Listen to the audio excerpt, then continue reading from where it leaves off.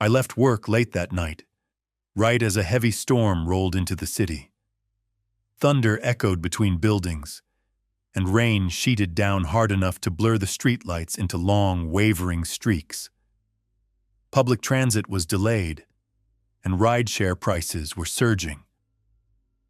After waiting for a while, watching the sidewalk slowly empty as people gave up and rushed for cover, I finally got a ride. The car matched the app, the license plate checked out. Nothing felt unusual when I got in. The interior smelled faintly of clean upholstery and rain-soaked fabric, like the windows had been cracked open earlier. The driver didn't speak, but that wasn't unusual either. For the first few minutes, the drive felt normal. The wipers beat a steady rhythm against the windshield, and the city slid past in the familiar, muted way it always does during a storm. Then I noticed the time. We crossed a bridge that should have taken at least 15 minutes to reach, but the app said only 7 minutes had passed. I watched the timestamp twice to make sure it refreshed correctly. It had. I checked the route again. It showed another bridge ahead. That didn't make sense. There was only one river between my office and my apartment. I zoomed in, then out, expecting the map to snap back into something recognizable. It didn't. I assumed the GPS was recalibrating.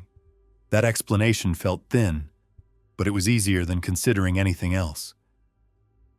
As we kept driving, landmarks started appearing out of order. A diner near my apartment showed up before a highway exit that should have come first. Its neon sign flickered the way it always did, like a misplaced memory. A billboard I passed every morning appeared twice. The second time, it was advertising something different. The ETA kept resetting. Every time it reached 0, it added more time.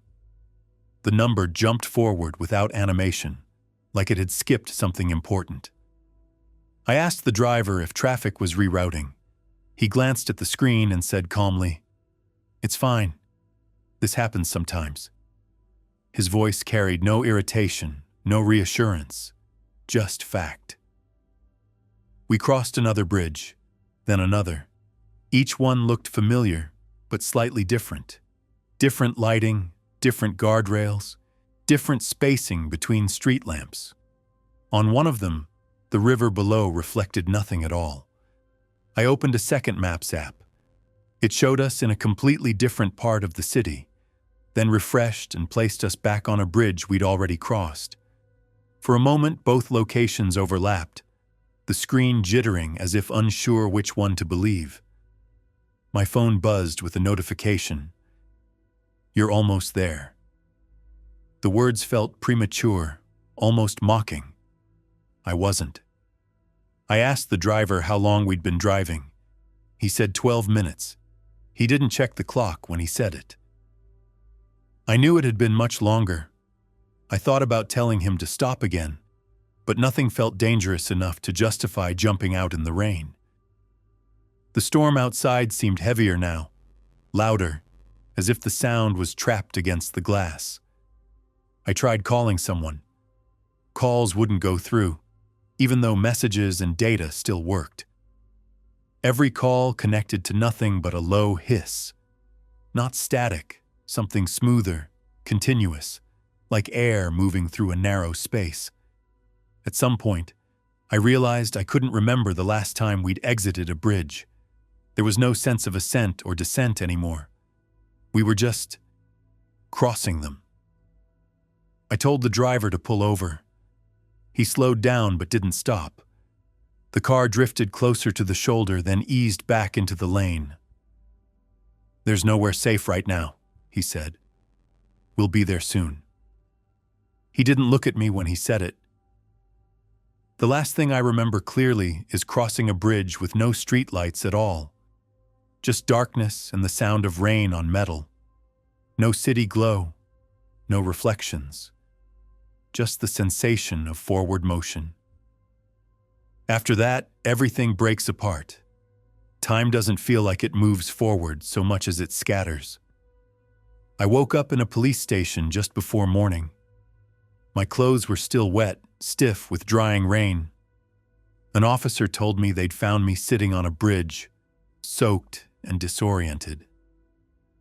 I was facing traffic, but far enough from the edge that no one thought I'd jumped or fallen. I'd apparently been there for a couple of hours. No car nearby, no driver waiting. They told me it happens sometimes when people get turned around in bad weather. The explanation sounded practiced. I said I felt dizzy and sat down. They let me go. No report, no follow-up. My ride receipt said the trip lasted 14 minutes. No detours, no issues, normal charge. The pickup and drop-off pins were exactly where they should have been. The driver's account was still active. Recent trips, high rating. According to every record, nothing went wrong. Nothing at all. I don't use rideshare apps much anymore. Not unless I have no other choice. Sometimes, when I cross a bridge late at night, my phone tells me I'm almost home, even when I'm nowhere near it. The notification always appears without sound. Every system says I was never gone. But my body remembers sitting in that car much longer than 14 minutes.